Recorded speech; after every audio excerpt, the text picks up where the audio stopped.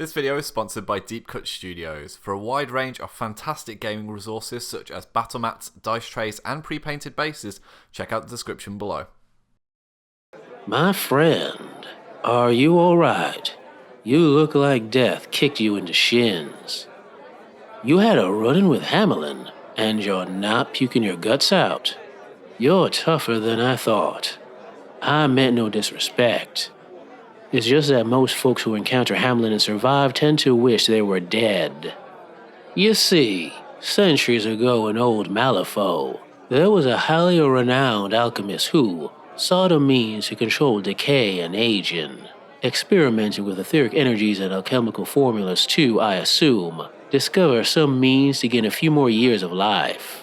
It was during one of his experiments that an accident occurred that unleashed an etheric plague onto the city, killing many and nearly consuming him. As his soul reached into the ether for the power to stop his most likely excruciating death, he was saved, as the ether consumed him instead, transforming the alchemist into the tyrant now known as Plague.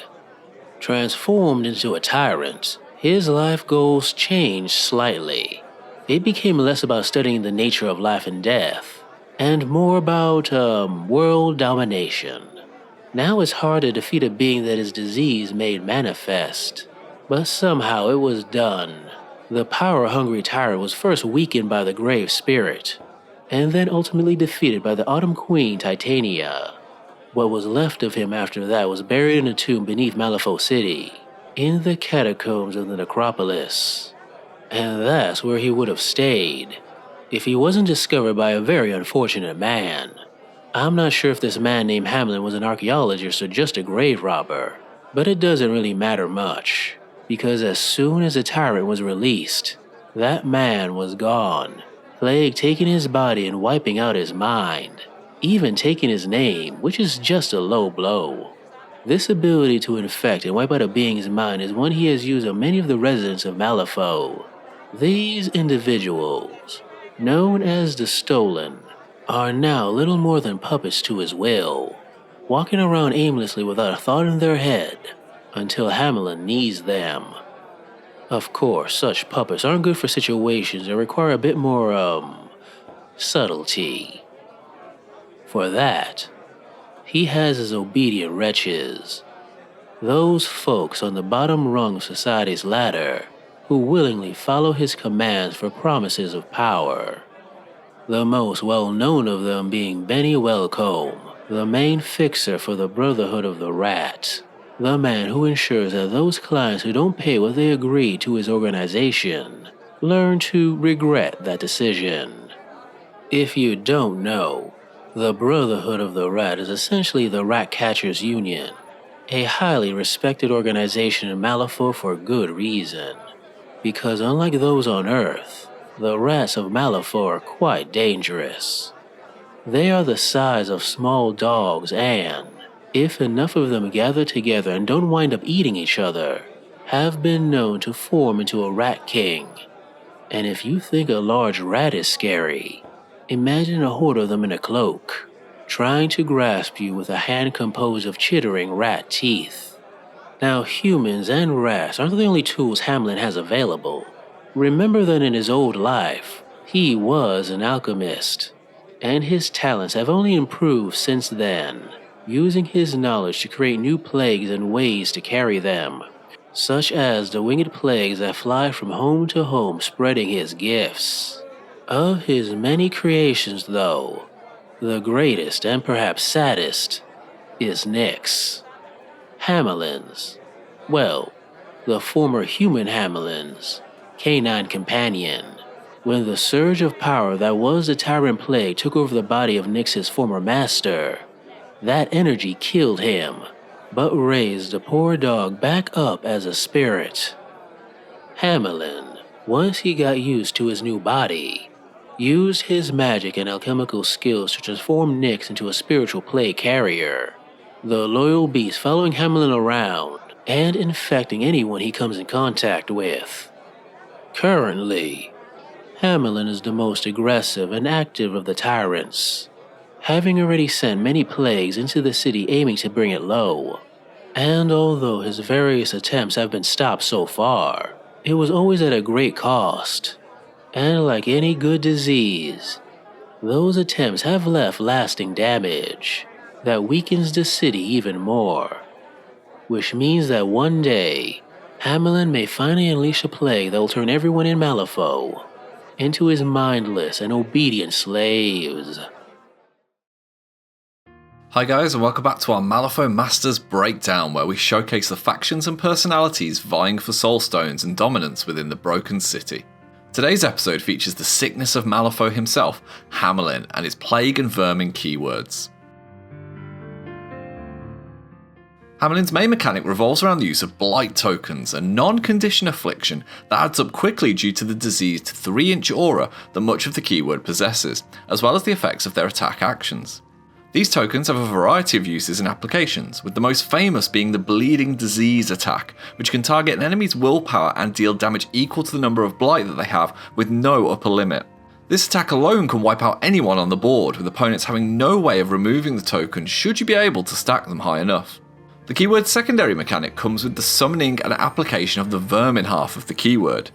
These mostly incidental models are often at the lower end of the power scale, but can be compelled into additional actions and movement while also granting buffs to their more powerful allies such as shielding or scheme markers. Finally, the Plague Outcasts are incredibly durable thanks to a variety of solid defensive stats and abilities, meaning they can dominate the centre of the board and deny schemes and strategies.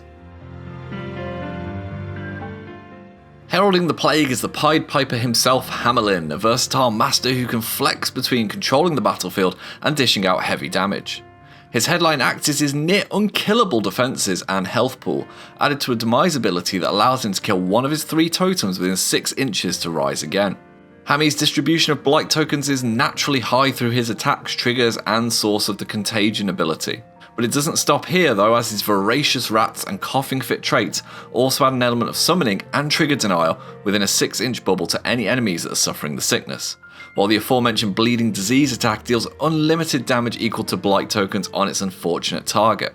Finally, between the Unclean Influence bonus action and lure attack, Hamelin is able to drastically change the field around him with repositions and additional actions for allies, sowing chaos each turn. Following the Piper into the fray are the aforementioned totems in the Stolen, insignificant minions that act as additional lives or rats for the crew while also being opportunistic damage and blight dealers thanks to their diseased ability and their vomiting disease attack, while they're also quite tricky to eliminate thanks to stealth and serene countenance. Next up is the first of the Plague's 8 Soulstone henchmen in Benny Walcom, who excels at summoning Malifaux rats in exchange for scheme markers within 4 inches with his tactical action or his Sacco Rat's defensive trait. As a shared bandit, Benny can gain fast by removing scheme markers at the start of his activation, and can rely on his furry friends to provide him with some shielding when he's finished thanks to the Covered in Rats trait. Benny's attack actions have some solid damage and triggers, but his bonus action of Swarm Them has the real potential for spike damage if it hits a target that is surrounded by vermin.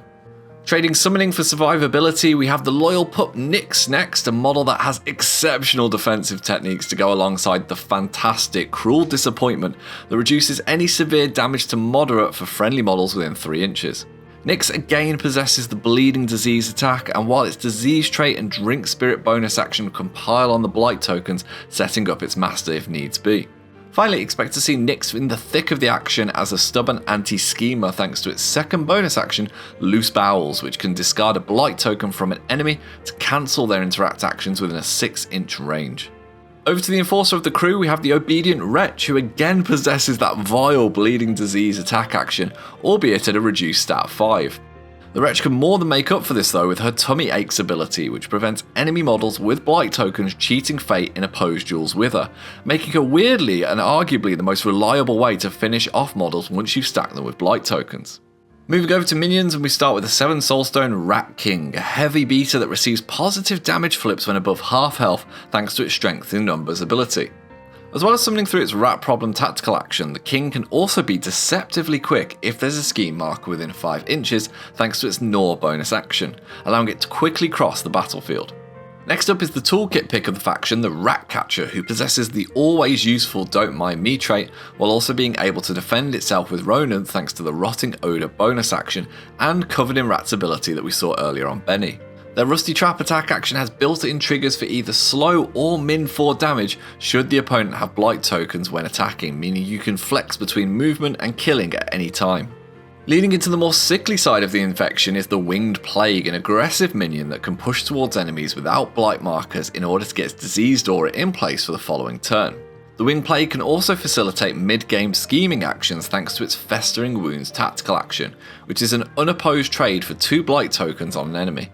Finally, we have the Malifaux Rat, a limit 12 minion that can swarm the board thanks to the summons of its higher-ups. While limited in their abilities, the rats do possess the unique ability to force opponents to use their pass tokens in return for their activation, which can be highly useful as your forces inevitably start to outnumber the enemies. The plague keyword is fast, durable, and hard for opponents to keep track of owing to their out of activation actions and movement. Blight is a condition that cannot be removed through conventional means or skills and can lead to heavy spike damage when you get a bleeding disease to go off, leading to excellent opportunities for assassinations and vendettas. Models such as Hamelin, Nyx, and the Rat Catchers can be a real problem to take down, especially with condition crews thanks to the nihilism of the former two. Furthermore, the combination of summoning and scheme removal can very much tip the balance in the flow of battle against keywords that would rather have small elite rosters. Scheme pools that require centralized scheming can rapidly be yours to dominate, as the sheer physical presence of models can stodge up routes to key scoring areas. Finally, as you'd expect, the Plague crew are highly efficient in everything they do, with many attacks having built-in triggers and solid stats. Even death presents opportunity with either more rats or scheme markers if Benny's around. Don't worry though, if you're coming against the Pied Piper and his minions, fear not, there are some actions you can take to limit their effectiveness. The first and perhaps most obvious is anti-summoning abilities and damaging auras or pulses that can cut down the amount of rats that are on the battlefield. On top of this, models that can either dish out consistent ping damage or heavy min 3 attacks will break through the defenses of the named characters. Models with leap, agile, flight can go some way in reducing the ability of the crew to stodge up the centre of the board, as can severe concealing or hazardous terrain. Whatever you choose, make sure that you have some way of marking out which models have activated, as it's easy to get lost and miss a key player that's still lurking and waiting to go who might have had an out of activation attack earlier. So if you'd like to become a Herald of Sickness yourself, then why not try our example list, which features all of the main name characters alongside a pair of Rat Kings and the versatile Midnight Stalker. Use your core of Hamelin, Nyx, and Benny to hold the centre while your Rat Kings dish out damage on flanking targets and the Wretch skulks around looking for opportunate blasts of bleeding damage. The Stalker can offer excellent scheming all on his own, while your summons can ensure that any dangerous enemies are waylaid on their attempts to stopping him. So that brings us to the end of this Malifaux Master breakdown. We hope it's been useful in giving you a snapshot of the crew and its mechanics. A massive thank you to the vocal talents of the wonderful Arvandus during the video's intro. You can find more of his excellent lore content in the links in the description below. For more talk about Malifaux and its masters, why not check out our podcast The Harlefaux Show, where we break down each keyword and why you should play it. Alternatively, we have a wealth of beginner-friendly battle reports here on the channel that guide players through every flippin' decision. Whichever you choose, we look forward to seeing you again soon. Take care, folks. Hi guys, and thank you so much for watching our videos. It means the world to us. If you want to see some more, they should be over here. If you want to support this channel, keep these lights on. You can find links to our Patreon and merchandise in the description below. Take care.